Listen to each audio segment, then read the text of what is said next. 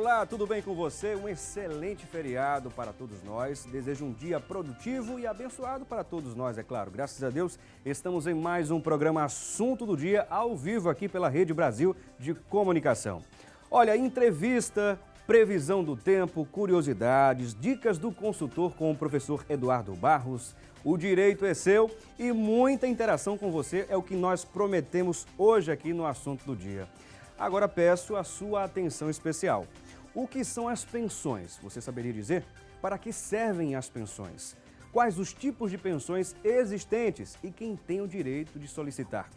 Houve alguma mudança ou alteração recente? Como funciona? Em caso de pensão alimentícia, quanto deve ser o valor da pensão? O não pagamento de pensão leva à perda do direito de visita? Quais as outras consequências disso? Para responder a essas e outras questões, já contamos com a presença aqui no programa Assunto do Dia do advogado previdenciário Dr. Dário Ambrósio.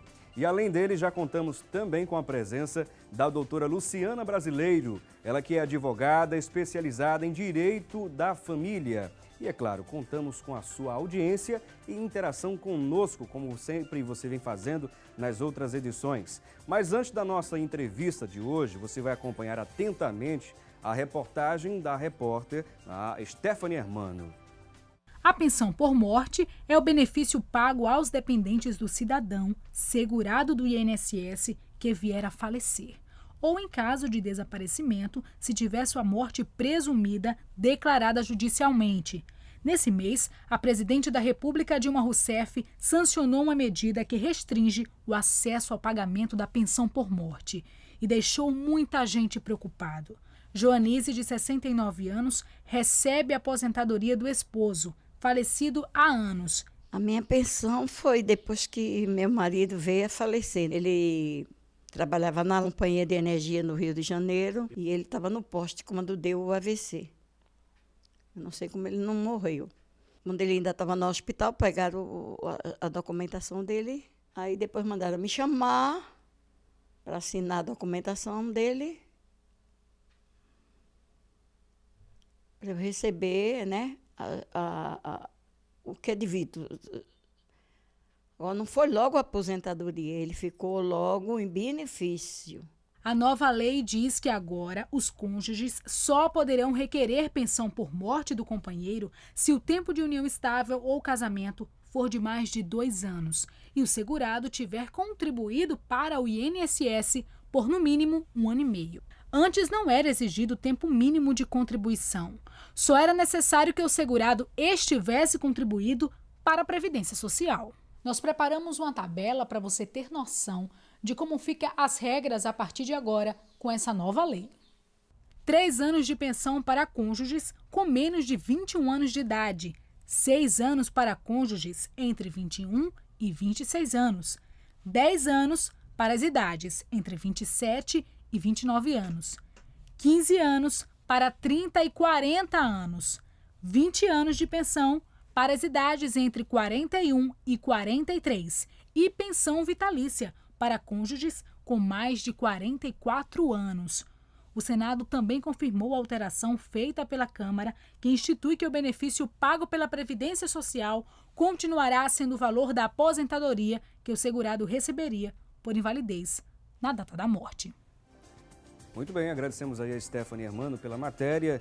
E na enquete de hoje temos uma pergunta para que você possa participar conosco aqui. Olha só, a pergunta é a seguinte: as novas mudanças nos direitos trabalhistas e previdenciários foram boas, na sua opinião? Você acha que essas mudanças que houveram recentemente, né, desde o início do ano, a gente pôde comentar inclusive aqui em outras edições do programa, essas mudanças nos direitos trabalhistas, previdenciários foram boas na sua opinião? Você responde sim ou não, tá certo? A nossa enquete de hoje através da nossa linha interativa. Já está passando aí no rodapé do seu vídeo, você pode acompanhar. 0 operadora 81 3424 1977. Eu disse 3424 1977.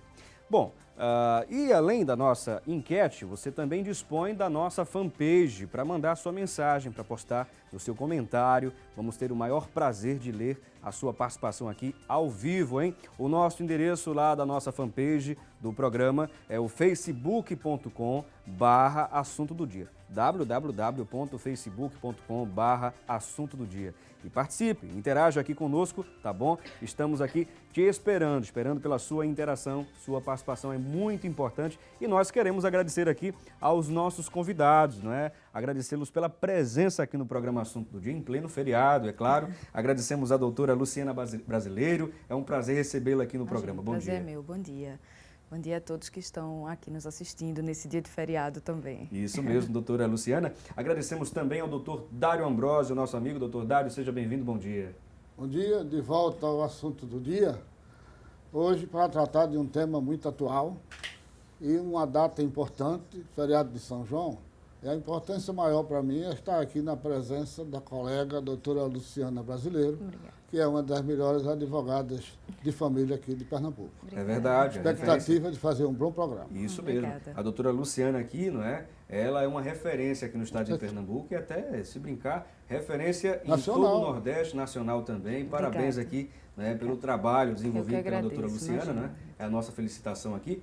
E para a gente iniciar de fato aqui a nossa conversa, não é? Existem alguns tópicos importantes, né, alguns subtemas dentro da temática pensões, que é muito ampla, né? Por exemplo, podemos falar aqui sobre pensão por morte, invalidez, alimentícia, né, que é um outro ponto em destaque, mas eu queria já iniciar aqui a nossa conversa.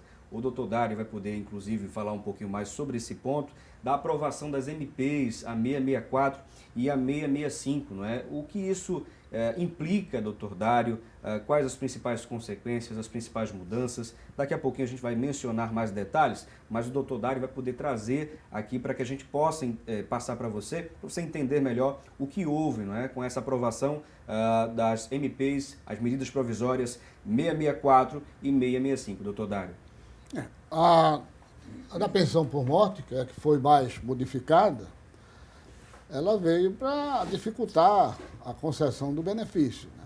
Bom, o que é a pensão por morte? É um benefício concedido à esposa, companheira, filhos menores de 18 anos, 21 anos, ou filhos de qualquer idade inválidos. Inválido. É possível também, se conseguir a pensão, que esses três nomes que eu falei são os chamados dependentes de primeiro grau. Mãe ou pai poderá receber o benefício, até irmão, e até hoje filhos equiparados. Entendo. Desde que comprovem, entendeu, a dependência econômica do falecido. No caso, a pensão é concedida ao falecido, mas desde que ele seja segurado da Previdência. Não é só falecido, tem que estar segurado. Entendo. Estando segurado, reúne-se a documentação, a pessoa se dirige ao INSS, tem uma relação de documentos, geralmente identidade, certidão de casamento, certidão de óbito, registro dos filhos, habilita a pensão. E a pensão será concedida desde que haja prova,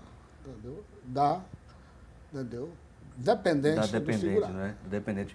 E daqui a pouco eu vou puxar mais esse gancho, né, com relação às MPs 664 e 665. Eu queria aproveitar aqui também a presença da doutora Luciana Brasileiro para trazer algumas questões, né? Por exemplo, a questão do direito de família, um ponto sobre pensão que é muito conversado, debatido, é a questão da pensão alimentícia, não é? Sem dúvida. Quais as regras para, por exemplo, se buscar, né, a concessão desse benefício, né? Quais os principais pontos que as pessoas devem ficar atentas? Bom, a pensão alimentícia, ela guarda uma certa relação com essa pensão previdenciária, porque ela tem alguma semelhança nessas regras. Mas, antes de mais nada, é importante dizer que o que define quem vai ou quem não vai receber a pensão alimentícia é a própria lei e é esta relação familiar. Então, ascendentes e descendentes, então pais, avós e seguindo em linha reta, assim como filhos, netos, cônjuge, companheiro, e até mesmo os irmãos, como bem disse o doutor Dário, podem solicitar a pensão alimentícia. E para isso é necessário que se caracterize o que a gente chama no direito de binômio, que é a demonstração num processo judicial de que existe necessidade de receber por quem vai pleitear essa pensão e a capacidade de pagar a pensão alimentícia por quem vai pagar. Então, esse binômio, essa demonstração de necessidade e possibilidade, ela tem que estar presente no processo, além desse vínculo de parentesco, para que se caracterize a possibilidade de uma pensão alimentícia, ou seja, para que se possa pedir num processo judicial, a parte representada por advogado, particular ou pela Defensoria Pública, a pensão alimentícia. Agora, é possível acontecer alguns casos que às vezes são inusitados. Por exemplo, uma pessoa falece e digamos que ela tenha filhos, não é? Filhos, e também alguém que é dependente direto, como por exemplo um pai, uma mãe, que está, digamos, inválido ou enfim, está numa certa idade, não pode viver só, não é? Tem uma assistência que o filho já prestava e esse filho vem a óbito, não é? Aí ele tem também filhos, né? Enfim, nesse caso aí, como é que funciona? É possível, por exemplo, requerer o direito aí da pensão, né, por morte? E no caso de alguns dependentes, a pensão alimentícia, como é que funciona isso no caso dos herdeiros diretos aí ou dos responsáveis pelas crianças? Como eu disse ainda há pouco, os pais, os irmãos, podem solicitar a pensão por morte que são dependentes de segundo grau, na ausência dos de primeiro grau, na ausência do esposo, companheiro, esposa, companheiro, filhos menores de 21 e filhos inválidos, eles podem se habilitar.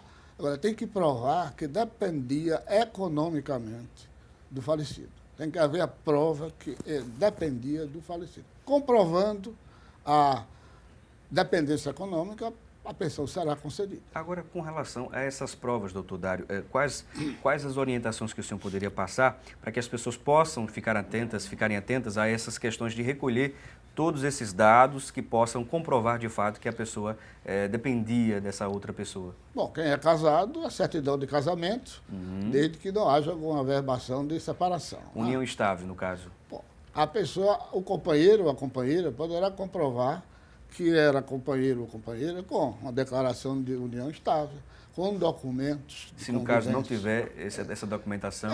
ele pode comprovar, se vivem juntos na mesma casa, uma forma de comprovar, conta de luz, conta de água, em nome de um, em nome de outro, compra de bens, que você compra um móvel numa loja, vem lá com seu nome, com seu endereço, conta conjunta em banco. Conta conjunta em banco é muito importante.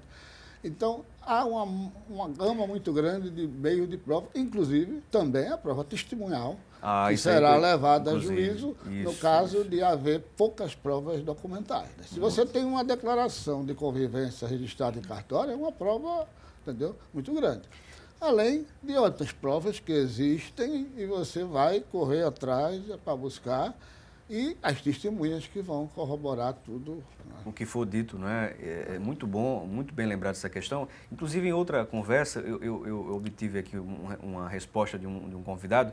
Ele falou o seguinte, ele disse que até as fotografias, qualquer que seja o documento que comprove, não é? Com certeza, a fotografia é importantíssima. Eu, recentemente, ganhei uma ação de reconhecimento de paternidade, porque, no caso, a companheira que ficou, apresentou uma série de fotos de muitos anos de convivência e o juiz ficava perguntando a ela, o que é isso aqui, quando foi, como foi? Então, uma sequência de fotos que convenceu ao juiz de que eles eram realmente companheiros. Essa questão do reconhecimento de paternidade, doutora Luciana, é uma outra questão, não é?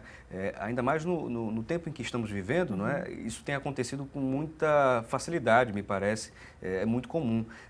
Às vezes, pessoas têm um relacionamento e digamos que a mulher ela tenha concebido uma criança e tal, daí passam-se anos e depois vem se requerer o reconhecimento de paternidade.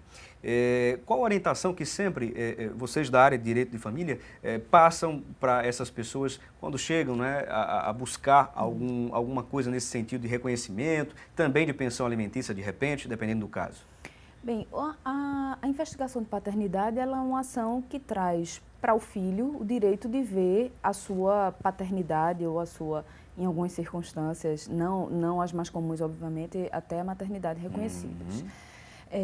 Obviamente que essas são circunstâncias que estão muito mais vinculadas a uma socioafetividade, como o doutor Dário falou, os filhos que são considerados como filhos afetivos, mas o reconhecimento de paternidade em si, ele hoje tem um grande facilitador, que é o exame de DNA. Então, o exame de DNA hoje, ele proporciona uma certeza pelo menos de 99,9% da existência de veracidade daquele teste de paternidade. Né? E aí, aquela pessoa que busca o reconhecimento dessa paternidade vai requerer, perante a justiça, a realização do exame de DNA, que poderá ser subsidiado particularmente num laboratório particular ou até de forma pública, em laboratórios públicos, subsidiado pela justiça. E, a partir do reconhecimento dessa paternidade, o juiz fixará uma pensão alimentícia para garantir o sustento daquela pessoa, se ela for dependente econômica, obviamente, daquele investigado. Agora, no caso, há casos que pode acontecer, com certeza, isso que você está agora, de o pai, de repente, vir a óbito, né, vir a falecer, e a mãe, em busca do reconhecimento da paternidade do filho, buscar parentes próximos, né, desse pai, né? Sim, se não for possível fazer exumação do corpo, essa busca pode se dar perante parentes próximos, os irmãos, por exemplo, que podem ser submetidos a testes de laboratório e poderá ser verificada, nesse caso, essa relação de parentesco. E aí esse filho poderá não só receber uma pensão por morte, como poderá se habilitar no processo de inventário, como poderá e deverá receber pensão exatamente igual a todos os outros, porque a nossa Constituição Federal diz que os filhos, eles são iguais, independentemente da origem. Então, eles têm direitos absolutamente iguais, independentemente de serem frutos de um casamento, de uma união estável, de uma relação esporádica, eventual. E, nesse caso, os irmãos passam a ter esse compromisso, né, com o filho aí do irmão também. Né? Tem uma pergunta, né, da Maria Neta, lá de Afogados, a produção está nos informando, que a pergunta dela é a seguinte: quem recebe pensão, né, pensão por morte, caso venha, né, a casar novamente, a pessoa perde a pensão? É possível, doutor Dário, ou não? Ela não vai perder a pensão se casar novamente, ela vai receber a pensão. Entretanto, ela, se ficar viúva pela segunda vez, não vai poder acumular duas pensões. Entendo. Né? Então, se ela vai ter que escolher uma das duas ou a Previdência que escolhe? Geralmente é a mais vantajosa. Né? Entendo. Geralmente, se ela está pensando em casar de novo, em casar, ela pode casar sem preocupação de perder a pensão. No caso, ela tem a opção de escolher a mais vantajosa. Não, aí caso, é no né? caso de ela ficar viúva pela segunda vez, ou ter um companheiro que possa gerar a pensão. Aí ela tem que escolher a mais vantajosa. Né? É claro que não é isso que a gente está querendo de você, viu, telespectador, é claro, né? Case bem e tenha felicidade. Mas há possibilidades disso acontecer, então está aí essa orientação importante do doutor Dário Ambrosio. Vou pedir licença aqui aos nossos dois convidados, a doutora Luciana Brasileiro, ela que é advogada especializada em Direito da Família, e também ao doutor Dário Ambrosio, que é especializado em Direito Previdenciário. Vamos dar uma pequena pausa na nossa conversa aqui. Você confere agora a previsão do tempo para hoje. A previsão para a região metropolitana é de tempo nublado, a parcialmente nublado, e chove durante todo o dia e a noite, hein?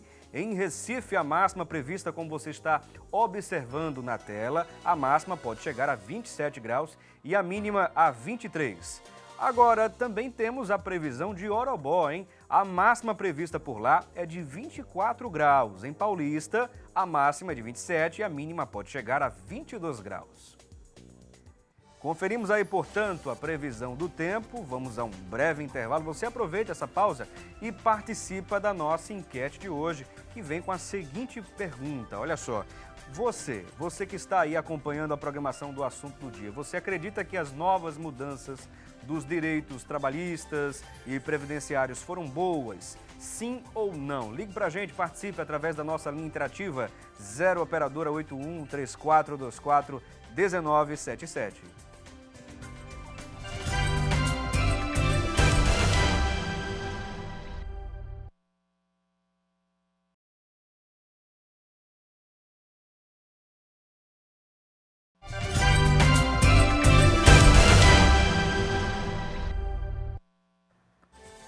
Bom, estamos de volta ao programa Assunto do Dia e, é claro, estamos conversando aqui sobre um tema muito importante, um tema ligado a questões trabalhistas, previdenciários, sobre direito. Hoje estamos falando sobre pensões, pensão por morte, por invalidez, pensão alimentícia, enfim.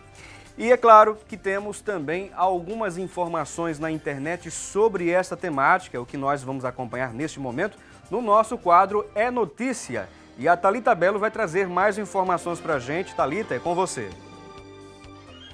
Olá, Felipe Cavalcante, telespectadores do Assunto do Dia. Selecionamos um destaque polêmico do site da revista Exame.com. Viúva terá que dividir pensão de ex-marido com amante. Segundo o site, a Justiça determinou que 2 mulheres dividam a pensão por morte de um segurado. Uma era a esposa e outra tinha um caso extraconjugal com ele. A decisão é da Turma Regional de Uniformização dos Juizados Especiais Federais da 4ª Região do Rio Grande do Sul. Vamos então voltar aos estúdios do Assunto do Dia. Amanhã traremos boas notícias aqui no É Notícia. É com você, Felipe. Ok, Thalita Belo, muito obrigado pelas informações e vamos dar continuidade aqui à nossa conversa de hoje. O Senado, inclusive, também confirmou a alteração feita na Câmara, que institui o benefício pago pela Previdência Social aos pensionistas.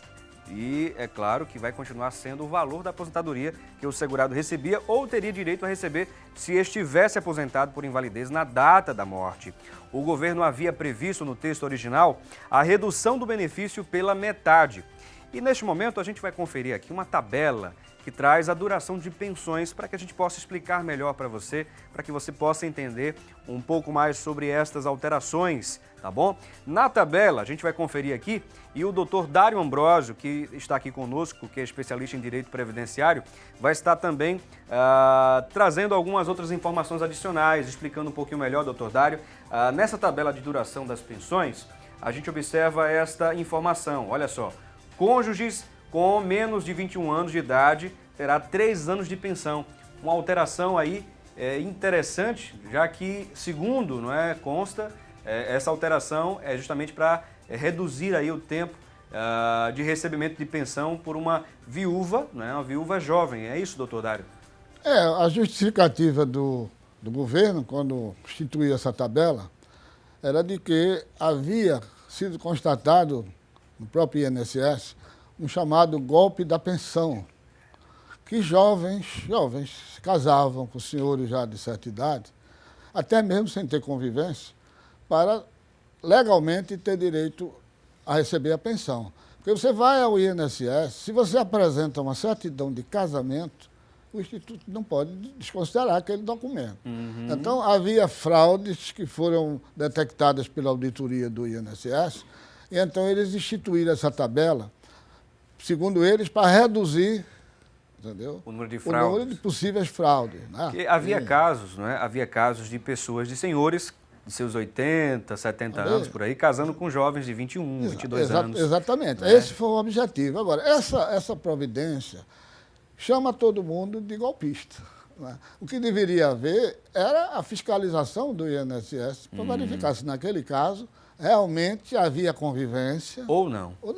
Porque você, quando impõe essa tabela, você está dizendo que todos são golpistas do INSS. E não é verdade. Abrindo um parênteses, a gente tem que entender que, no caso de uma pessoa que viveu toda a sua vida contribuindo com a Previdência e ela tem a vontade de casar com uma pessoa, de ser feliz e passar tudo aquilo que ela contribuiu para outra pessoa, eu acho que é um direito de cada um, é claro. Fecha parênteses aí. Mas aí, no caso, é a Previdência que vai julgar ou não. Essa é a nova mudança. Temos outras informações, inclusive, doutor Dário, aqui, na tabela. Deixa-me ver aqui, vai passar uma outra tela sobre essa tabela de duração das pensões, de acordo com essa MP 664. Não sei se tem outra tela, né? A produção vai passar aqui para a gente, né? Vamos esperar aqui para passar. É isso mesmo, essa tela, não é? Essa é a única tela que temos aqui que a gente explicou melhor sobre os cônjuges com menos de 21 anos de idade. 3 anos de pensão é o tempo máximo que ela vai ter recebendo a pensão aí, não é isso? Da Previdência Social. Exatamente. E vamos continuar aqui conversando sobre essa temática, que com certeza você vai aprender mais aqui, vai obter mais informações, ficar mais atualizado sobre essa temática. E um outro ponto importante que eu queria lembrar, além de tudo isso que nós falamos, quanto ao tempo de casamento ou de contribuição forem inferiores, ou seja, menores ao necessário para se ter o benefício, o cônjuge terá ainda assim o direito a uma pensão, mas somente durante 4 meses, doutor Dário. O texto original não previa essa concessão do benefício temporário, inclusive. É verdade. O texto original não constava essa concessão, mas o Congresso instituiu esse tempo de 4 meses como pensão, independente do tempo em que o companheiro ou a companheira estivesse convivendo ou estivesse casado, né? Agora, falando sobre pensão alimentícia, vou pedir aqui para a doutora Luciana Brasileiro trazer uma orientação para as pessoas que têm sempre essa dúvida. No caso de pensão alimentícia, de requerer uma pensão alimentícia, ficam naquela dúvida de saber qual o valor, né, a ser cobrado, no caso de ter um filho ali com a outra pessoa que está com um pouco mais de condições, né, para ajudar na criação dessa criança. Mas, geralmente, qual o percentual, qual o valor que é cobrado? Existe alguma tabela, alguma reflexão com relação a isso, doutora? Bom, na verdade não existe uma tabela fixa, e o que a gente tem são referências, são padrões que foram se estabelecendo ao longo do tempo, à medida que as decisões eram dadas, de acordo também com a cultura de cada lugar, especialmente falando de pensão para filho, e especialmente filho menor, que no caso depende economicamente do pai e da mãe. A nossa lei, ela diz que os pais eles devem contribuir proporcionalmente aos seus ganhos. Então, se a gente tem um dos pais que ganha o dobro do outro, esse pai deve contribuir o dobro em relação àquele outro genitor, e aqui eu estou falando de maneira genérica, aquele outro genitor que tem uma renda menor, pela metade. Então, o primeiro parâmetro que a gente tem é esse. Essa proporção, ela deve se aplicar. Quem ganha mais, contribui mais. E aí, o que é que vai se fazer? A gente vai novamente chamar aquilo que eu chamei de binômio necessidade-possibilidade. A gente vai ver quanto cada um ganha, a gente vai ver qual é a despesa total dessa criança, ou seja, quanto ela precisa, já que ela sozinha não tem como se manter, e a partir disso, a gente vai calcular qual vai ser a contribuição de cada um. Desde que essa contribuição também não impeça que essa pessoa pague suas contas.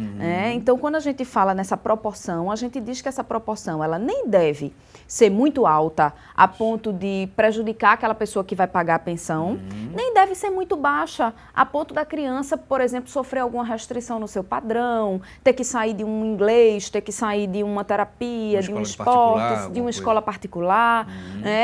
O que deve se preservar sempre é o padrão de vida. Entendo. Então, esse padrão de vida dessa criança, ele deve ser observado, e esses pais, eles vão contribuir proporcionalmente. À medida em que cada um ganha mais, vai contribuir um pouco mais. E aí as decisões elas foram sendo dadas, então a gente tem algumas referências, 15%, 20%, não mais do que 50%. Por que não mais do que 50%? Não é porque é o limite, mas sim porque a gente acha que é razoável que uma pessoa que vai pagar a pensão e ainda se manter, precisa de um mínimo também para sobreviver. Há casos, né? Eu acredito que a senhora deve ter se deparado com casos que eu vou citar agora, digamos que no reconhecimento de paternidade, o pai, de repente, não sabia, né, que tinha um filho, digamos, e daí ele tem um salário muito baixo, né? Digamos que ele ganha um pouco mais do que um salário mínimo, e nesse reconhecimento de paternidade, a mãe, né, chega para o pai e diz: eu quero uma pensão alimentícia. Certo. Nesse caso, como a justiça vai proceder, sabendo, inclusive, que a mãe vive bem, tem um padrão de vida, a criança tem um padrão de vida, como é que a justiça vai proceder nesse caso específico? Bom, como eu disse, para filhos e, sobretudo, filhos menores, existe uma atenção maior e especial da justiça. Os pais, eles têm que contribuir. Felipe, mesmo que o pai ou que a mãe seja desempregado, ele vai ter que contribuir para a manutenção dessa criança. Vai ter que arcar, certo? Né? De alguma forma, com uma quantia em dinheiro, com uma prestação de um serviço, com um bem onde a criança vai poder morar. Então, é o que a gente chama de alimentos em pecúnia, em dinheiro, ou in natura, que vai se dar através do fornecimento de uma feira, de pagar uma determinada atividade. Às vezes, por exemplo, o pai trabalha num colégio, tem uma bolsa, reverte aquela bolsa em favor do filho, da mensalidade escolar. Mas essa contribuição, ela tem que acontecer, porque não é direito da mãe nem do pai, é direito da criança. Né? A criança não tem culpa Exatamente. disso, né? E aí, ainda que essa contribuição seja uma contribuição pequena, simplória, quase que simbólica às Mas tem que vezes. haver. Eu já vi pensões de R$15, de Nossa. R$20, de R$30, mas que para aquela família, a gente não pode esquecer que o Brasil é um país que tem uma massa Isso. que E muita vive desigualdade abaixo da linha da social, pobreza, né? Isso, Então a gente isso, não pode isso. esquecer essa realidade. Verdade. São poucas as pessoas que ganham salário mínimo. Verdade. A gente precisa fazer essa reflexão, mas saber que essas pessoas, mesmo recebendo até menos de um salário mínimo, ela tem que contribuir de alguma maneira. Com certeza. Já temos, inclusive, uma série de pessoas participando, ligando para a gente. Né? No caso, aí a produção anotou a participação da Maria de Fátima, lá da Boa Vista, não é? Aqui do centro da cidade do Recife. Ela quer saber se existem motivos, não é isso? Específicos, né? Se existem motivos específicos para o filho perder a pensão alimentícia. Há a possibilidade, doutora? Bem, a pensão alimentícia ela vai durar enquanto houver dependência. Sempre que o filho depender, e aí no caso de filhos menores, essa dependência ela sempre vai existir, é presumida, a justiça presume, ela diz, bom, se é menor, não tem como se manter, precisa estudar, precisa ter uma condição de vida, essa pensão ela vai perdurar. A nossa lei, ela diz que o direito de se exonerar de uma pensão, ela poderá ocorrer com a emancipação ou com a maioridade. Então, aquele filho que é emancipado pelos pais, ou aquele filho que atinge 18 anos e que recebe a pensão, ele poderia, eu vou explicar por que eu poderia, por lei, ser exonerado.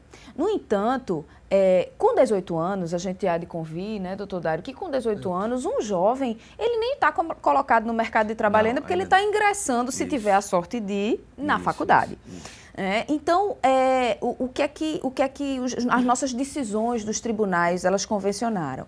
Elas convencionaram que essa pensão ela poderá sofrer uma pequena redução para adequação das novas necessidades desse jovem a partir dos 24 anos, que é até quando o jovem pode ser declarado no imposto de renda. Então, isso pode sofrer uma revisão. Agora, se esse jovem já estiver colocado no mercado de trabalho, ele poderá, sim, ser exonerado da pensão alimentícia. Cabe a interpretação aí, no caso... Do julgador. Do julgador, não é? Do julgador. Temos uma outra participação, essa vai ser a última desse bloco aqui. A Neide de Melo, lá de Paulista, ela diz que a irmã dela tem 59 anos e ela está doente, né? E toma remédios, né, para os nervos e tudo mais. E o médico dela já deu 4 laudos, né, dizendo para que ela pudesse se aposentar, doutor Dário. E ela paga há 10 anos o INSS. No entanto, ela tem negado, o INSS tem negado esse benefício. O que ela deve fazer? Qual deve ser o procedimento, doutor Dário, nesse caso? Olha, para conseguir a aposentadoria da mulher, ela precisa contribuir por 15 anos.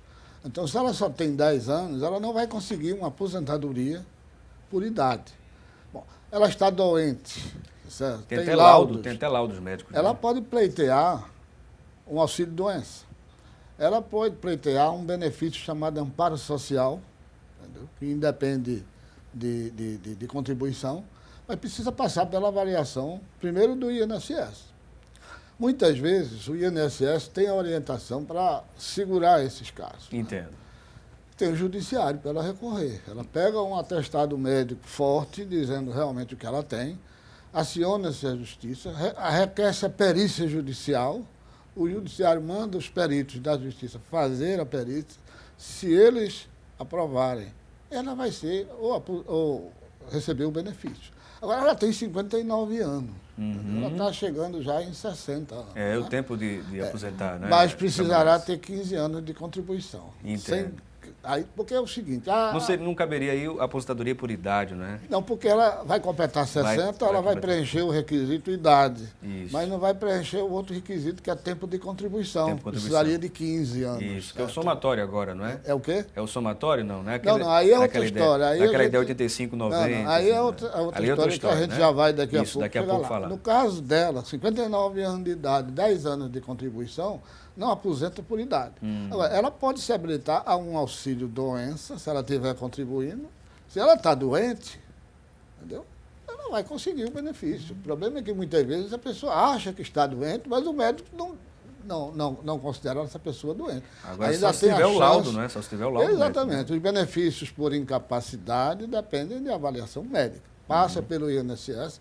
E eu digo uma coisa, o INSS reprova muito os pedidos de benefícios por incapacidade. O judiciário, as perícias judiciais, elas têm conseguido 60%, entendeu? De casos que o Instituto nega, as perícias judiciais concedem, porque o perito judicial ele é neutro. Ele não está puxando nem para o INSS, nem para a pessoa. Essa neutralidade, nesse caso aí, ele coloca na balança, não é? Ele vai dar o laudo dele na convicção dele, o médico, né? Agora, ela com essa idade, o único benefício que ela pode pleitear é auxílio-doença ou um benefício de amparo social, se a doença dela for uma doença incapacitante. Bom, vou pedir licença aqui ao doutor Dário Ambrosio e à doutora Luciana Brasileiro. Vamos dar uma pequena pausa. Daqui a pouquinho a gente volta. Você continua participando, mandando mensagem pra gente, interagindo conosco. Daqui a pouco a gente volta.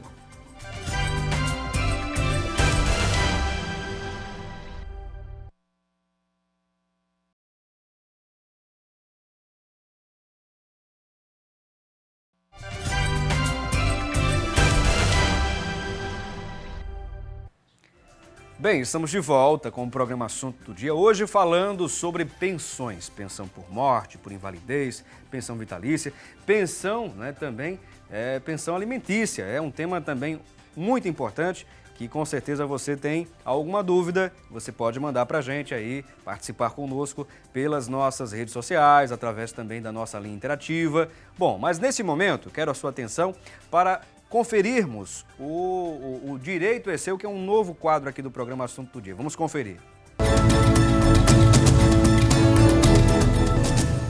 A senhora Vitória de Jesus, Felipe Cavalcante, nos traz a seguinte questão. Ela diz que tem 63 anos. A filha dela faleceu e essa filha não morava com ela. E ela quer saber se ela terá direito à pensão por morte, já que a sua filha faleceu trabalhando. Lá estava ela de carteira assinada, consequentemente contribuindo para o INSS. Bem, se a falecida não deixou esposo ou companheiro, se não deixou filhos, então a sua mãe, não é? A senhora que está fazendo a indagação, poderá sim receber essa pensão. Entretanto, a senhora vai ter que provar que ela lhe auxiliava economicamente. Por exemplo, que pagava o seu aluguel, ou era quem pagava a energia da sua casa, a conta de água, enfim, qualquer forma que ela tinha de colaboração para a sua existência, né? Para que a senhora pudesse sobreviver cumprindo os seus compromissos. Então é o que se chama de dependência econômica. Se a senhora provar esta dependência, então a senhora terá direito sim à pensão por morte. Sucesso para a senhora.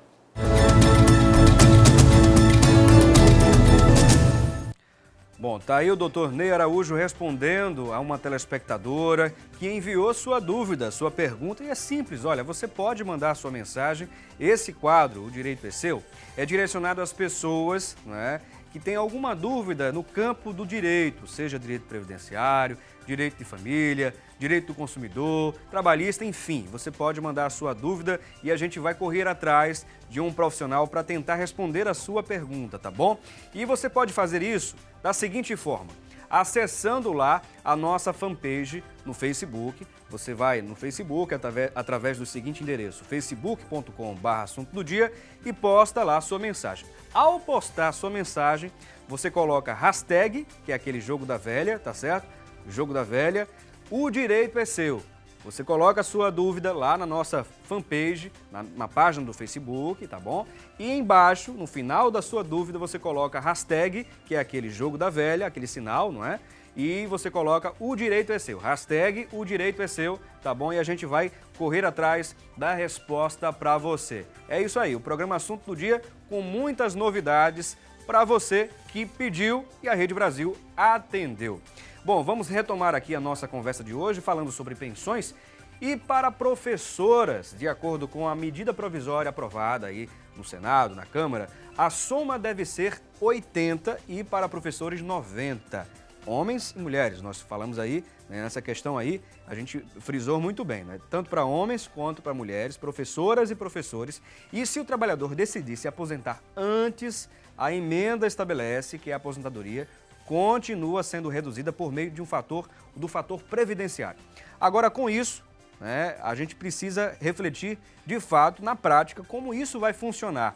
E vamos continuar conversando aqui com o Dr. Dário Ambrosio, que é advogado especialista em direito previdenciário e também contando com a presença aqui da doutora Luciana Brasileiro, ela que é advogada especializada em direito da família, e já temos aqui uma série de participações, vamos tentar, né, responder a essas questões aqui, né? No caso, temos uma pergunta da Thelma, a Thelma Maria lá do Alto José do Pinho, não é isso? A produção está nos passando essa informação. Ela diz que tem um sobrinho que é registrado apenas, né, no nome da mãe e ele mora com a família dela.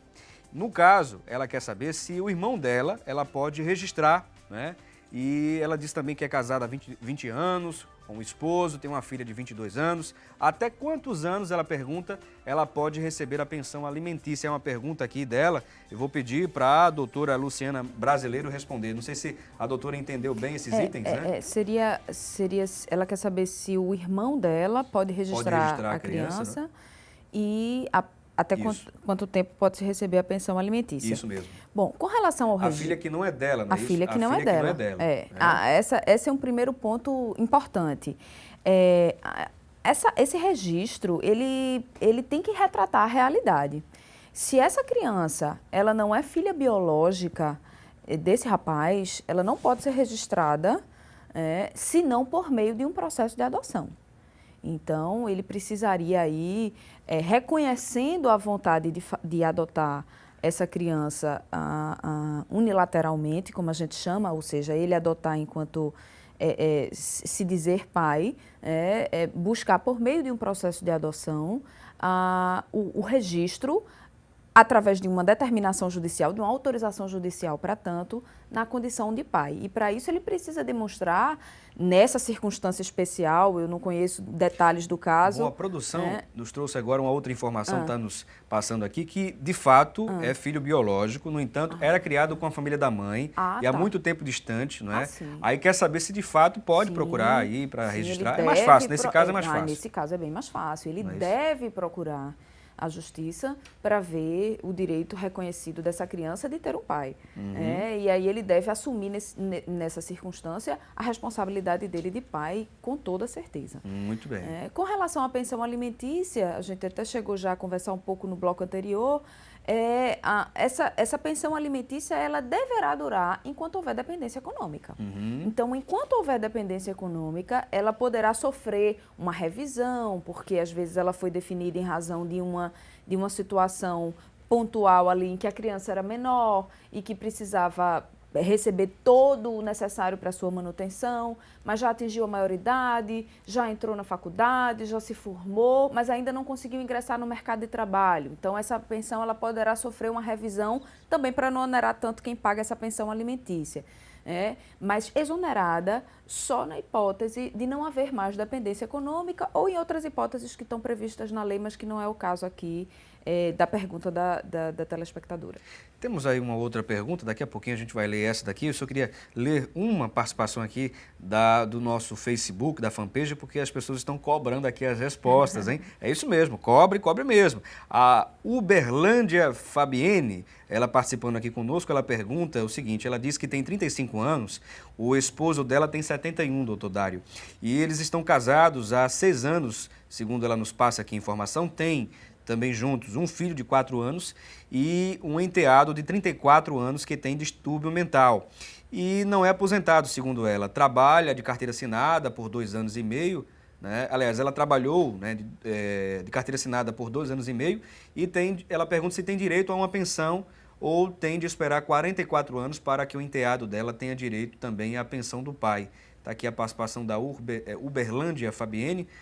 Doutor Dário. A pergunta está meio confusa, mas veja bem, se ela já está casada há mais de 2 anos, que é o prazo que a lei agora estabeleceu, anos, né? então ela não vai sofrer nenhum problema. Se o marido falecer, ela vai ter direito à pensão. Né? Com relação ao enteado, que tem problemas, bom, dependendo da renda familiar,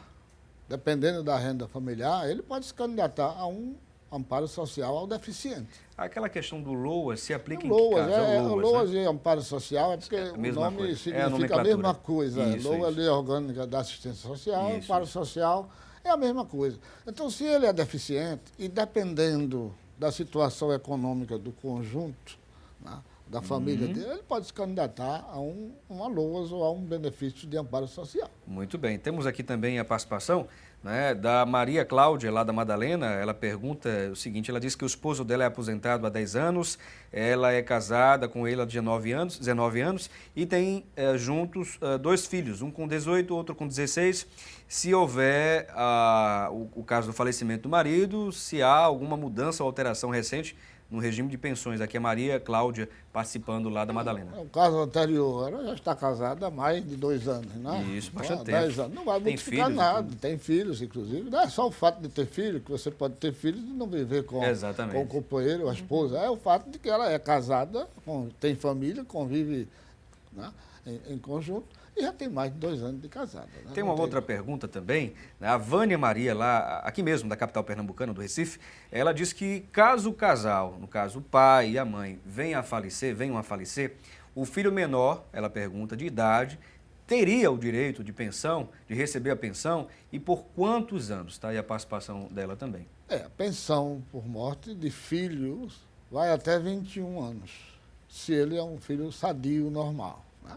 Bom, se falecer os dois, seja ao mesmo tempo ou separadamente, ele não pode acumular 2 pensões, que já foi dito aqui. Mas ele vai poder, vir falecer, conseguir a pensão, porque se falece um, a pensão vai para a esposa ou companheira e o filho em conjunto. Não é? Aí se o outro sobrevivente falecer, ele ficar sem pai nem mãe, vai para ele uma pensão. A mais vantajosa, geralmente, é que é a concedida. Queria também aqui, tem uma outra participação aqui nas redes sociais, aliás, várias participações. Eu queria só mandar uma saudação especial, um abraço especial ao Luiz, palestrante Luiz Motivador, lá de Salvador, que sempre está acompanhando o programa Assunto do Dia e divulgando também nas redes sociais. Enfim, obrigado, Luiz, pela audiência e a todos lá de Salvador e Teixeira de Freitas também, da cidade de Teixeira de Freitas. Um abraço especial. Felipe, eu posso pedir permissão a você para mandar também um alô? Pois não, doutor. Você tem um telespectador assíduo, todos os dias ele assiste o seu problema. Eu quero mandar um alô para Reginaldo Fenômeno, que está assistindo o nosso programa agora. Olha aí, Reginaldo Fenômeno, um abraço especial. Muito obrigado aí pela audiência, hein? Obrigado mesmo. Temos aqui a participação da Ilma Guimarães. Ela diz o seguinte, que tem 12 anos de trabalho e está com 60 anos de idade, incompletos. Ela queria saber com quantos anos ela poderá se aposentar.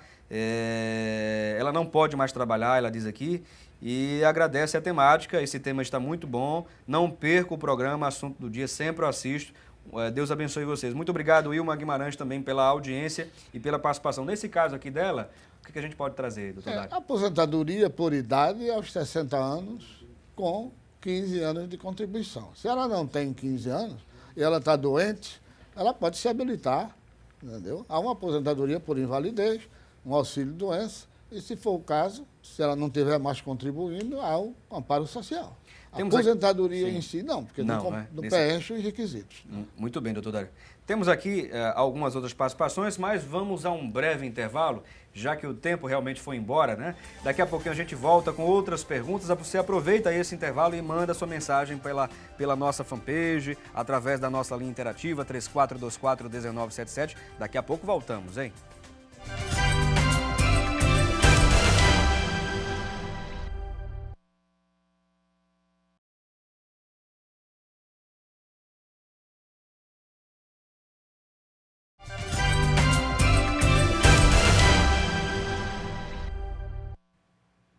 Bom, já estamos de volta com o programa Assunto do Dia e neste momento você confere o nosso quadro Dicas do Consultor.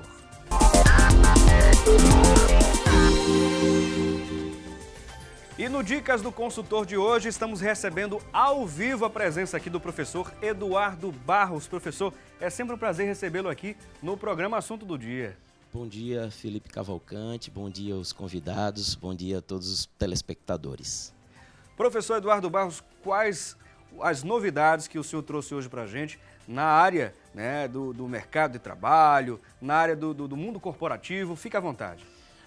O tema de hoje que nós escolhemos, Felipe, é um tema muito pertinente a esse momento que nós estamos vivenciando, que é um momento de crise. Verdade, onde essa crise está sendo um abalo e está tocando muito no campo organizacional, nas empresas e as pessoas por consequência. O tema de hoje é sinergia da comunicação no mundo organizacional. Sinergia é uma palavra do grego que significa cooperação. Cada vez mais as pessoas precisam trabalhar em equipe, em time, em conjunto, se cooperando para os melhores resultados. Você tem hoje um resultado e você quer obter resultados melhores. A sinergia, a cooperação e o melhor exemplo que nós podemos citar para esse caso é uma orquestra sinfônica, onde todos estão ali com as suas expertises, tocando os seus instrumentos, mas o resultado final é sempre muito satisfatório. Verdade. Pois não, pode ficar à vontade, professor Eduardo Barros. Na próxima tela, por favor. Eu tomei como inspiração o livro do Stephen Covey, que é um grande guru americano. Esse livro, Felipe, foi escrito há 26 anos, foi lançado nos Estados Unidos na década de 80 e só está traduzido para o português na década de 2004 precisamente. Os 7 hábitos das pessoas altamente eficazes. E um desses hábitos é justamente trabalhar sinergicamente. Trabalhar em sinergia. Essa é uma das dicas destes hábitos. Esse livro, Felipe, é sem sombra de dúvida um best-seller. São 15 milhões de cópias e exemplares vendidos ao longo desses anos, dessa trajetória. E os CEOs, os presidentes das organizações, com certeza, acessam as informações desse grande guru americano, Stephen Covey. A próxima tela. Veja como esse tema ele toca minuciosamente as organizações. O Peter Drucker, que é um grande guru no mundo organizacional, ele chega a dizer tal frase: 60% de todos os problemas administrativos resultam da ineficiência na comunicação. Veja como a comunicação dentro do mundo organizacional ela é importante, ao ponto de gurus como Peter Drucker dizer uma frase dessa que ficou para a posteridade. 60%, Felipe, representa mais da metade dos problemas nas organizações. Veja, na realidade norte-americana, ele chega a frisar que mais da metade dos problemas que ocorrem dentro das organizações é em decorrência da falha ou da falta de comunicação no meio empresarial. A próxima tela. Sinergia na comunicação. Sinergia na comunicação. A revista Você S.A. fez uma entrevista com também outro grande guru no meio organizacional, o professor Sidney Finkelstein, que é um professor da Universidade de Tuck, nos Estados Unidos. E a pergunta foi: quais os erros mais graves, né, cometidos nas empresas nos dias atuais, professor Finkelstein? E a resposta foi: o erro de raciocínio estratégico, a falta de planejamento estratégico. As empresas ainda não estão trabalhando de maneira planejada, organizada. E aí, claro, consequentemente, isso traz um prejuízo para o mundo organizacional. O erro de comunicação falha entre gestores. Veja aqui um outro guru se importando com esse tema. Ainda voltando para a questão da comunicação. Como a comunicação traz grandes problemas para o mundo organizacional. E, por fim, erros de liderança. Porque tem muitos chefes que pensam que são líderes, não passam de chefes. Existe uma diferença muito significativa, isso vai ser motivo de um outro tema, para a gente diferenciar chefe e líder. São duas coisas distintas. Inclusive tem uma outra aí, né? Chefe, líder e gestor. Não é? Exatamente. A gente vai trazer uma outra temática, voltando e tocando nesse ponto. Muito importante. Próxima tela.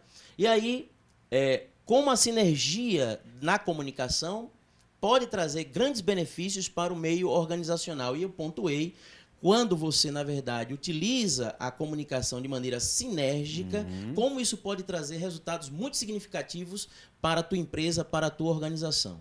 Primeiro item, motivar e integrar o público interno. Um dos grandes desafios dos líderes na atualidade é, na verdade, sem sombra de dúvida, motivar a sua equipe. Motivar para produzir mais e melhor. A comunicação permite essa motivação e essa integração da equipe.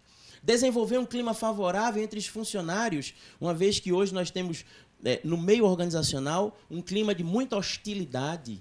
Então, como favorecer e mudar esse panorama, esse cenário de um clima hostil para um clima favorável? A comunicação permite que isso aconteça. Agilizar a tomada de decisão.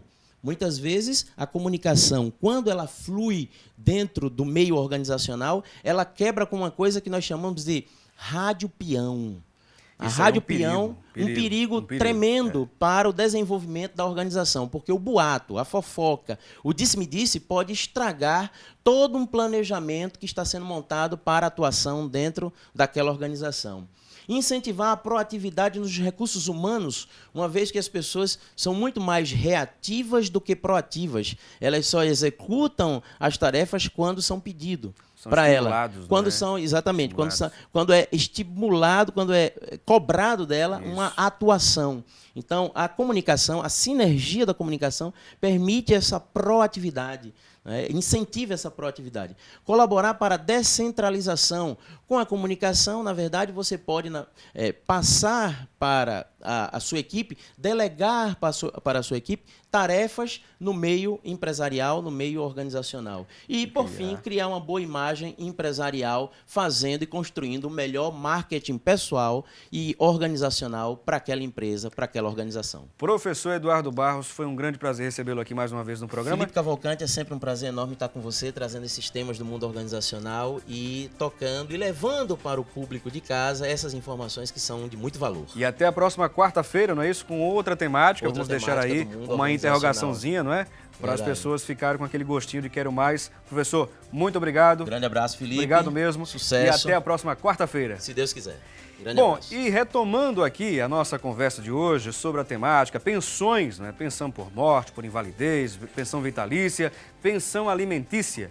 Em 78% dos países, para receber a pensão por morte, tem uma carência de 24 meses de contribuição, hein? Para que o cônjuge ele possa ter direito ou não a receber o benefício. Você sabia disso? Pois é.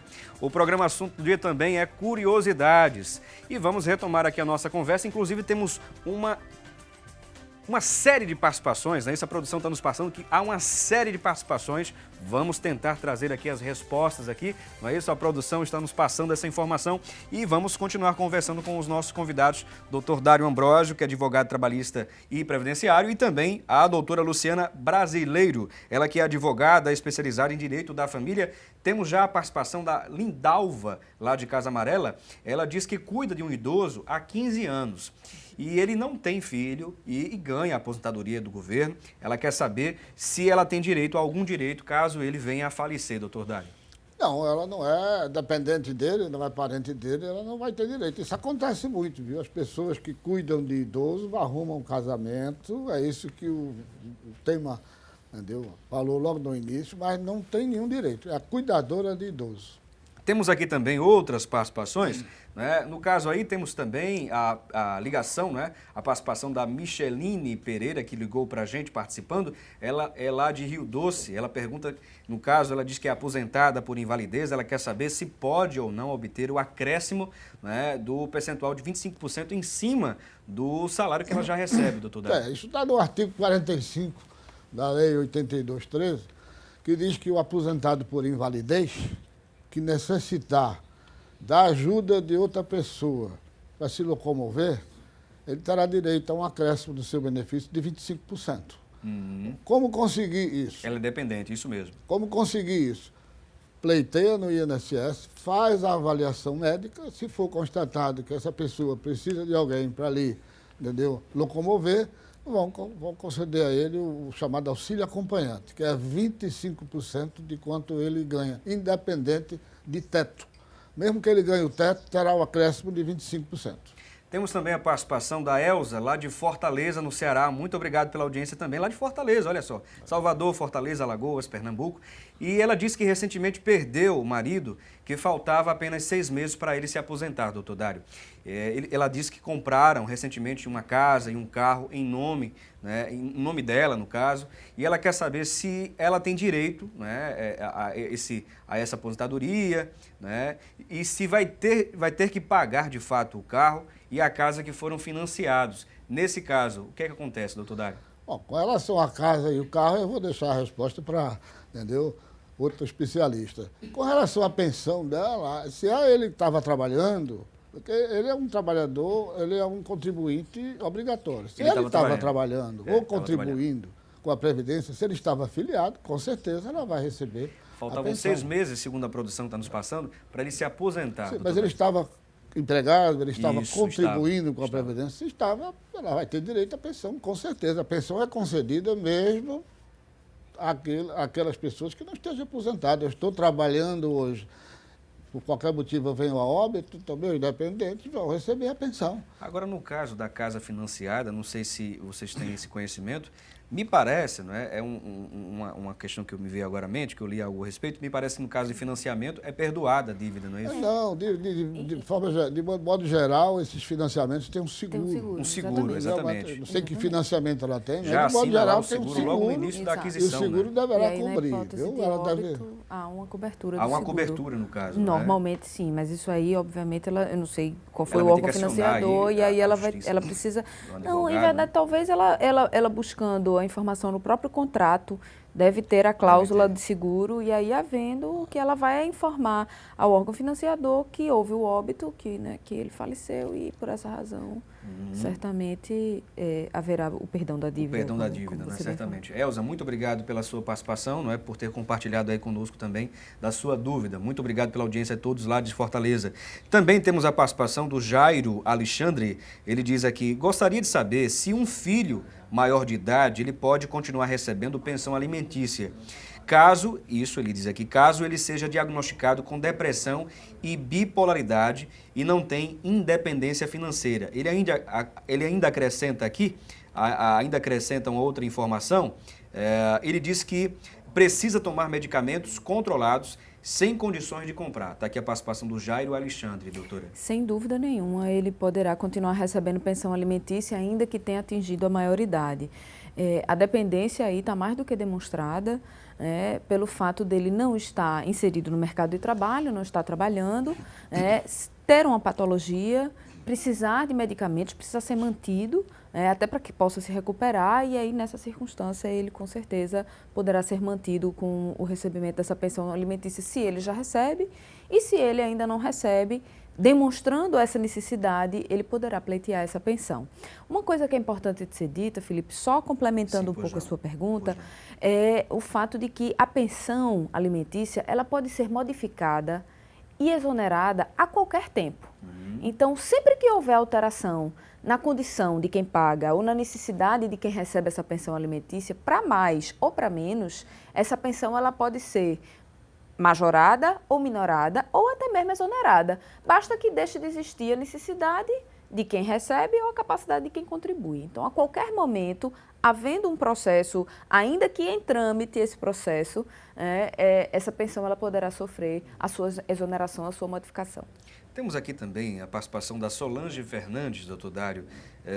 Ela diz que a tia dela tem 67 anos de idade e não conseguiu se aposentar porque, segundo disseram lá na Previdência, ela disse que ela não tinha direito porque morava com os filhos. Ela quer saber se isso realmente procede, se isso é verdade, qual a orientação. A Solange Fernandes. Bom, provavelmente ela não conseguiu o benefício de amparo social. Porque a aposentadoria, como foi dito aqui, é para quem contribui. Ela tem idade de pleitear um amparo social. Agora, o amparo social ele é concedido às pessoas com mais de 65 anos ou inválidas, é o primeiro requisito. O segundo requisito é a condição socioeconômica dela. Se ela tem alguém da família que mantenha ela não vai conseguir esse benefício. Agora, se a pessoa com quem ela vive, entendeu, tem também dificuldade financeira, ganha um salário mínimo, por exemplo, ela pode pleitear. Ela procure Se ela já foi ao instituto e foi negada, ela procura um advogado especialista para examinar a documentação que ela tem e pleitear o caso. O José Arimateia participando aqui conosco, não é? Ele pergunta sobre as pessoas, no caso aqui, né, que querem receber pensão, não é? E os pais estão presos, não é? Qual o procedimento? José Arimateia, muito obrigado também pela interação. Nesse caso de pais presos, não é? O que acontece? Como é que a justiça pode proceder? Essa é uma circunstância realmente bastante pontual. A prisão da pessoa a tira do mercado de trabalho. Mas isso não significa necessariamente que a pessoa que depende economicamente, especialmente os filhos, deixem de receber. Se essa pessoa ela fica sem qualquer sorte de possibilidade de contribuir, porque está, obviamente, que preso, há os outros parentes a quem recorrer. No caso, por exemplo, de filhos que têm os seus pais presos, eles poderão recorrer aos avós, que são os ascendentes imediatos para o pagamento dessa pensão alimentícia. Agora, desde que haja uma demonstração de que não há essa capacidade contributiva. Existe aquela questão do auxílio reclusão? No entanto, era isso que eu ia complementar. Uhum. No entanto, há um auxílio reclusão e aí, nessa circunstância, demonstrando essa dependência econômica ou já um recebimento prévio de pensão alimentícia, ele vai apenas requerer o recebimento desse auxílio reclusão. Agora, no caso do auxílio reclusão, dos dois pais, no caso, mãe e pai presos aí, enfim, vai ter direito a receber os dois, Certamente. dos dois, no caso, o auxílio reclusão, ou de um só apenas? Certamente que sim, os dois. Os dois, né? Os dois, certamente, se forem filhos menores, sobretudo, principalmente, especialmente. Que vai precisar de uma assistência maior nesse caso, né, doutor Dário? Que realmente não é fácil, né? Temos aqui uma outra pergunta também, não sei se o doutor Dário quer acrescentar, pode ficar à vontade? Não, ela concluiu. Isso, né? Tinha que ser dito. Né? Muito bem. bem. É um auxílio reclusão, que é um benefício da Previdência Social, para quem está preso, se a pessoa se enquadrar nos requisitos, pode ser requerido. Requerido, né? Tem uma outra pergunta aqui, a pessoa diz que minha irmã, não é? A irmã dela pediu pensão do marido que faleceu e o INSS negou, dizendo que ele não tinha perdido a condição de segurado. Aliás, que ele tinha perdido a condição de segurado, o INSS disse a ela. E ela pergunta se isso é isso mesmo, se procede a informação, para o doutor Dário aqui. Essa é uma pergunta boa, eu vou pedir permissão a você para dar um conselho a seus telespectadores, a essa pessoa, e pedir até que eles divulguem essa informação que eu vou dar. Olha, a Previdência Social, ou seja, o INSS, ainda é a melhor previdência, principalmente para o trabalhador comum. Porque você, sendo contribuinte do INSS, sendo segurado do INSS, tem direito a todos os benefícios que a Previdência oferece. Veja bem, sendo segurado. Ela está dizendo aí que o cunhado não era segurado da Previdência. Se você não é segurado, você não vai ter direito aos benefícios. Então, qual é o recado que eu quero dar? As pessoas que não são seguradas obrigatórias, ou seja, aqueles que trabalham, que não são autônomos, que não contribuem como contribuinte individual, deverá procurar uma forma de se filiar ao INSS. Hoje tem contribuição sindical de R$40, contribuição previdenciária de R$40. Então, tem gente que não pode pagar R$40, tem gente que não pode dispor de R$40. Você, às vezes, aconselha uma pessoa a fazer isso, e diz, eu não vou tirar R$40 da boca dos meus filhos para contribuir. Mas numa hora dessa, entendeu?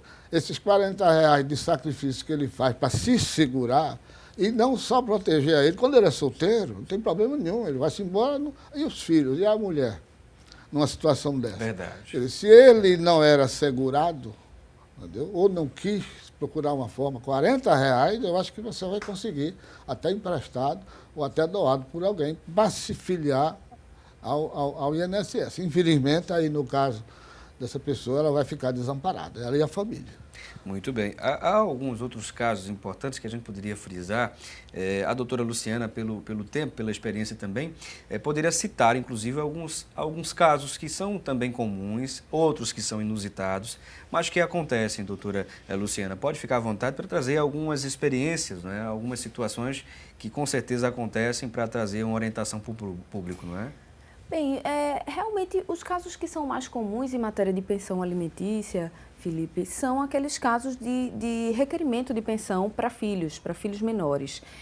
Uma coisa importante que precisa ser dita, e eu vim até conversando um pouco aqui com o doutor Dário durante o intervalo, diz respeito à cultura que nós temos de pensão alimentícia e que aos poucos eu sinto que ela vai mudando. Essas mudanças de ordem previdenciária, que obviamente eu não vou usar aqui dar a minha opinião, principalmente na presença do colega que é especialista, mas elas refletem um pouco a mudança que a gente vem sofrendo também nas famílias. A gente teve durante muito tempo uma cultura de pensão alimentícia dada pelo ex-marido, por exemplo, a ex-mulher, porque essa mulher não era inserida no mercado de trabalho, e essa é uma outra realidade, a gente está vivendo uma outra realidade de inserção dessa mulher, de contribuição na manutenção da casa, e que hoje, quando há uma separação, por exemplo, os nossos tribunais, eles vêm concedendo uma pensão pela ruptura do fim do relacionamento a um dos cônjuges, ao ex-marido, à ex-mulher, ao ex-companheiro, à ex-companheira, por um tempo transitório, por um tempo determinado, com data para término. O que me faz lembrar um pouco essas mudanças que a gente vem sofrendo do ponto de vista previdenciário. Por quê? Porque parte do princípio de que aquela pessoa, exceto em hipóteses muito pontuais, ela vai se reinserir no mercado de trabalho, ela vai ter condições de se inserir no mercado de trabalho. Eu acho que um ponto que é muito importante, que chegou a ser tratado aqui hoje no programa, é essa questão previdenciária, mas que reflete um pouco também no direito de família, das recentes decisões que foram proferidas no Tribunal Regional Federal da divisão da pensão por morte entre um cônjuge viúvo e uma companheira ou um companheiro. E eu acho que talvez, doutor Dário, não sei se ele vai querer tocar no assunto, porque eu acho que esse é o tema realmente que repercute tanto do ponto de vista previdenciário quanto do ponto de vista de direito de família. Esse é o assunto do momento, eu diria. Tem uma participação aqui, não é, do Eduardo Loreto, ele participando aí conosco, aqui mesmo do Recife. Ele diz que vive com uma mulher que é divorciada, né?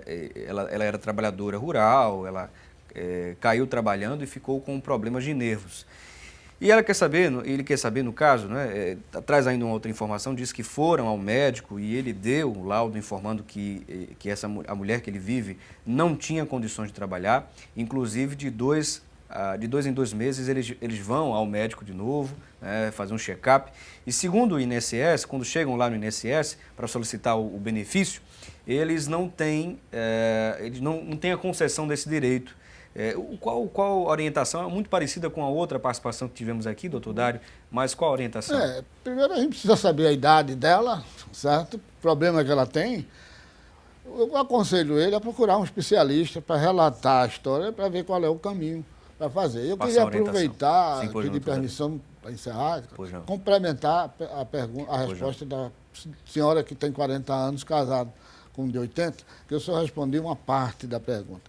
Bom, ela tem 40 anos, ela vai se enquadrar, se vier a óbito o marido daqui para frente, ela vai se enquadrar na tabela de 40, vai ter direito a 25 anos. Então, o conselho que eu dou a ela é que ela cuide do marido direitinho para ele viver mais tempo. É verdade. E ela chegar aos 44 anos de idade. É mais negócio, com certeza. Bom, temos aqui também outras pessoas mandando mensagens, parabenizando a temática, o caso aqui da Juliana Santana dos Santos. Obrigado mesmo, viu, gente, pelas mensagens aqui. Ela diz que o assunto está muito interessante, os convidados esclarecem muitas dúvidas, que acredito que sejam as dúvidas da maioria dos telespectadores. Parabéns aqui ao assunto do dia, Juliana, muito obrigado, viu? Também agradecemos ao Júlio Pascoal, palestrante aqui também no programa Assunto do Dia, no Dicas do Consultor. Na próxima sexta-feira, o Júlio Pascoal vai estar aqui conosco. Ele parabeniza pela temática discutida hoje, mais um assunto, segundo ele, de utilidade pública. Muito bem, obrigado, Júlio. Também ao Fernando Freitas, parabenizando a gente aqui. Ele é lá de Alagoas, diz que assiste sempre o programa Assunto do Dia pela internet e parabeniza as temáticas escolhidas aqui. Obrigado, viu, querido? Também agradecemos a todas as outras pessoas que estão de igual modo mandando mensagens, parabenizando a temática e o programa também de hoje. Tá bom? E já temos o resultado da nossa enquete, aquela enquete que fizemos, não é? Perguntando a você, querendo saber a sua opinião sobre as novas mudanças que já apresentamos aqui ao longo do programa, as novas mudanças nos direitos trabalhistas e previdenciários, foram boas, sim ou não? E as pessoas responderam aí, 25% responderam que foram boas sim, e 75% responderam que não. Já era esperado esse resultado da enquete, doutor Dário, ou não? Eu imagino que sim. Eu imagino que sim. Já era esperada também? Eu também imagino que sim. As pessoas estão realmente repercutindo o tema de forma bastante negativa, eu já esperava. Tá aí o resultado da nossa enquete e queremos agradecer aqui aos nossos convidados. Foi um grande prazer ter esse bate-papo, essa conversa, essa interação e aprendemos muito, com certeza. O nosso telespectador, a gente, né? Enfim, foi ótimo mesmo. Queremos agradecer a doutora Luciana Brasileiro pela presença aqui. Ela que é especialista em Direito da Família. Muito obrigado, doutora. E esperamos vê-la aqui em um outro momento no programa. Com certeza, eu estou às ordens. Eu agradeço demais a participação, Felipe, doutor Dário, os telespectadores que estão aqui nos assistindo. Fiquei muito feliz pelo convite e estou à disposição para quando vocês quiserem sempre bater um papo como esse, agradável e como disse o colega de utilidade pública, a gente está sempre às ordens. Muito bem, doutora Luciana. Agradecemos também ao doutor Dário Ambrósio, ele que é advogado, especialista em direito previdenciário, não é? Foi um grande prazer. Também agradecemos à senhora do doutor Dário, não é? Que está aqui conosco, aqui nos bastidores do programa Assunto do Dia, acompanhando. Ela que é telespectadora assídua, né? Doutor Dário, muito obrigado. Eu quero agradecer mais uma vez estar aqui com você e queria dar um conselho a aqueles que estão pretendendo se aposentar ou pleitear algum benefício. Não vão diretamente ao INSS. Antes, consulte um especialista para saber qual é a melhor forma de pleitear, ou uma aposentadoria ou um benefício. Então, procure um especialista para ser orientado, entendeu? Antes de se dirigir ao INSS. Recado dado aí, né, pelo doutor Dário Ambrósio. Agradecemos a você também pela interação, pela audiência. E não esqueça, hein? Amanhã estaremos de volta com outra temática importante. Fique atento, divulgue o programa Assunto do Dia, divulgue a Rede Brasil de Comunicação através aí dos canais, das redes sociais que você dispõe também. E não esqueça, debater o conhecimento é de suma importância. Um abração para você, um excelente dia e até o nosso próximo encontro.